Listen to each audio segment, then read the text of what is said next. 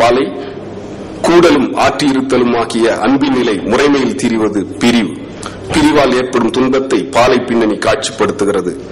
இவ்வகையில்தான் பாலை திணைக்கு பொழுதுகளை தொல்காப்பியர் சுட்டுகிறார். சிறு பொழுதான நண்பகலும் பெரும்பொழுதான வேனிலும் இளவேனை கூட்டல் முதுவேனல் பாலைத்தன்மையை சிறப்பிக்கின்றன. புகழ் தேடி பொருள் தேடி அலைந்து கொண்டிருக்கும் மானிட பிறவிகளை பாலை பாடல்கள் கேலி செய்கின்றன என்றே தோன்றுகிறது. அகநானூறு, நற்றிணை, குறுந்தொகை ஆகியவற்றில் உள்ள 1200 பாடல்களில் 395 பாடல்கள் பாலைத்திணையை சார்ந்தவை என்பதும் கவனிப்புக்கு உரியது. புறத்திணை பாடல்கள் இவ்வகையில் நோக்கத்தக்கன. குறிப்பாக சாத்தன் என்ற பெயருடைய புலவர்களால் 22 புறநானூற்று பாடல்கள் பாடப்பட்டுள்ளன. இவற்றில் வாகைத்திணை பாடல்கள் 4. ஓக்கூர் மாசாத்தியார், சாத்தந்தையார், வடம வண்ணக்கன் பெரும் சாத்தனார் ஆகியோர் இவற்றின் ஆசிரியர்கள். ஒக்கூர் மாசாத்தியார் பாடலை உதாரணத்துக்கு நோக்கலாம். அநேகமாக இது எல்லாருக்கும் தெரிந்திருக்கும். மூதின் முல்லை என்னும் பாடல் நான் கூறவில்லை. மூதின் முல்லை என்னும் துறையைச் சேர்ந்த வாகைத்திணை பாடல் இது. புகழ்பெற்ற பாடல். வீரர்களுக்கு மட்டுமின்றி மரக்குடி பிறந்த மகளிருக்கும் சினம் உண்டாவதை சிறப்பித்து பாடுவது மூதின் முல்லை என்று விளக்கம் சொல்லப்படுகிறது. ஆனால் இந்த பாடலில் வீரம் புகழ்ந்து பேசப்படுவது போல் தெரிகிறதே தவிர அதற்கு முக்கியத்துவம் தந்து பாடல் அமைந்திருப்பதாக தெரியவில்லை. மேல் நாள் நடந்த போரிலே தனது தந்தையை இழந்தாள், நேற்றைய போரிலே கணவனை இழந்தாள், இன்றோ போர்ப்பறை கேட்டு விருப்புற்று மயங்கி தனது ஒரே சிறிய மகனை வாள் கொடுத்து போருக்கு அனுப்புகிறாளே, அப்படிப்பட்ட இவளுடைய சிந்தை கெடுக, தொடக்கமே பாடல் அதுதான், இவளது சிந்தை கெடுக என்பதற்கு முக்கியத்துவம் தரப்பட்டிருக்கிறது. வாகைக்கு பின்னாலே நேசங்களை பிரிந்து பாலையாக்கி நிற்கப் போகின்ற அவளது வாழ்க்கையின் அவலமே சுட்டப்படுகிறது. ஒக்கூர் மாசாத்தியாருக்கு மூதின் மகள் விரும்பும் புகழ் பெரியதாக தெரியவில்லை.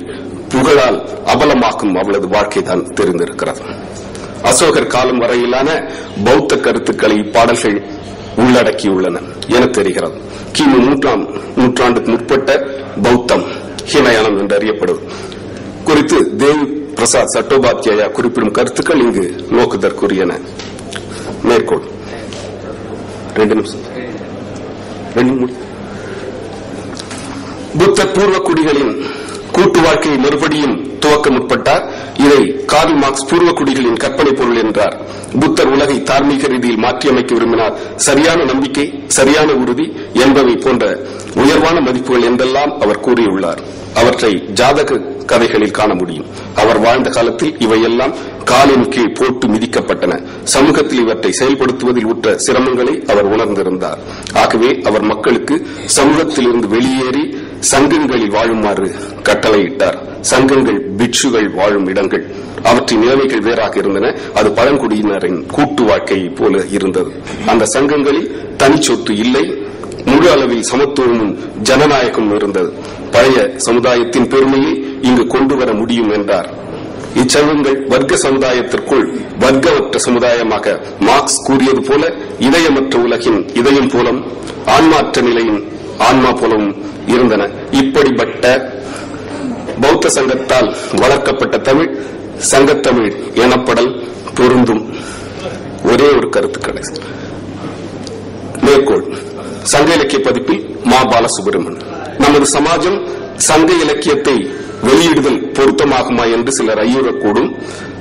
சங்க நூல்கள் எல்லாம் புத்த சமண சார்புடையன, அவைகளை பயிலுதல் கூடாது என்று எனது இளமை பருவத்தில் சில சிவனடியார்கள் கூறியது உண்டு.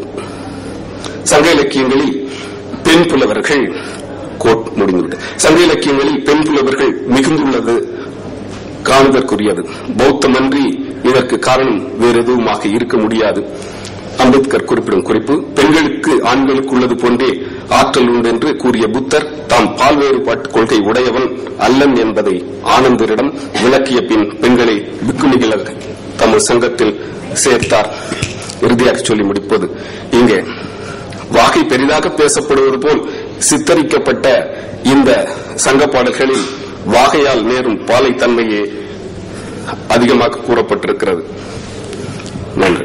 தமிழகத்துல ஒரு பாட்டு வந்து அரகந்தவக்கம்னு ஒரு பக்கம் இருக்கு. அதுல வந்து காமேவா யதிவா ரம்மே, காடாக இருந்தாலும் நாடாக இருந்தாலும், மென்னேவா யதிவா தலே, அவளாக இருந்தாலும் விசையாக இருந்தாலும், யதா அரகந்தோ, அதாவது எந்த அரகந்தர்கள் வசிக்கின்றாரோ தம் பூமி ரமணீயக்கம் அப்படின்ட்டு ஒரு பாடல் அப்படியே வந்து ஒரு சங்க இலக்கிய டிரான்ஸ்லேஷன் போல அமைந்திருக்கிறது.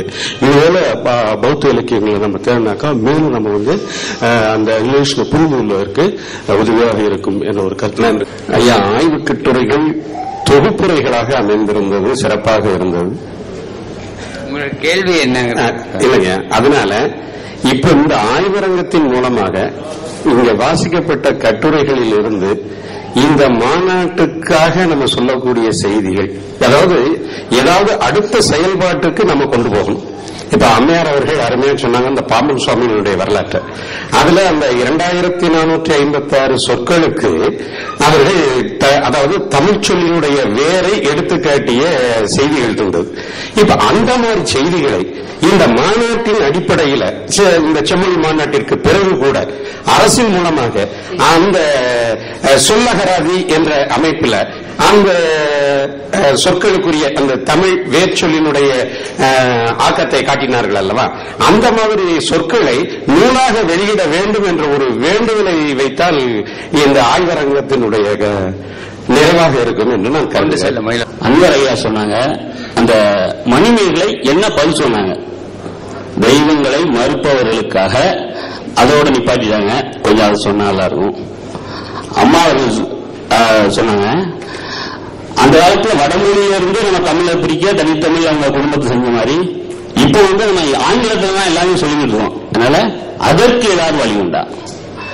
நம்முடைய ஞானசேகரன் ஐயா சொன்னாங்க, நம்முடைய சமயம் வந்து எப்ப வரையறுக்கப்பட்டது? கொஞ்சம் எவ்வளவு குறை கேள்வி.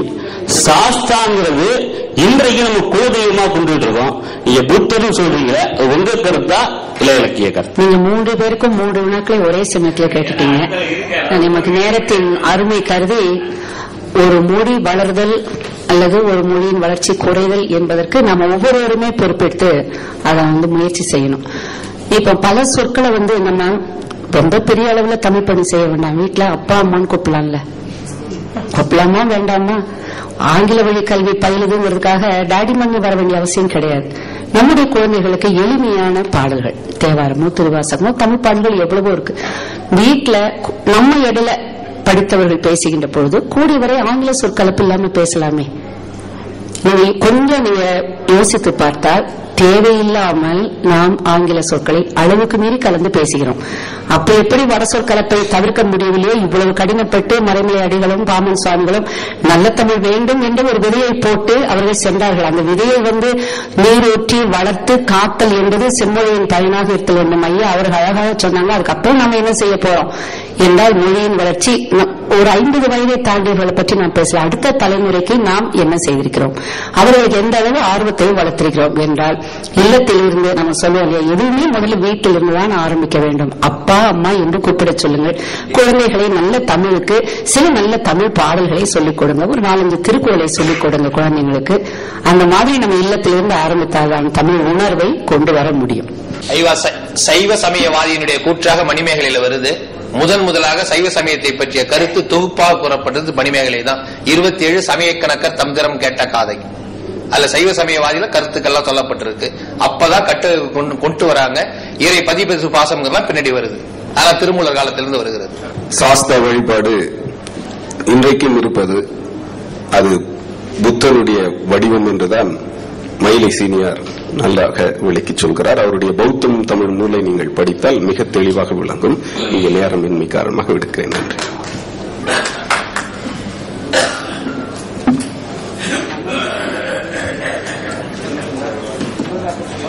இந்த அமர்வு இத்துடன் நிறைவு பெறுகிறது. நன்றி, வணக்கம்.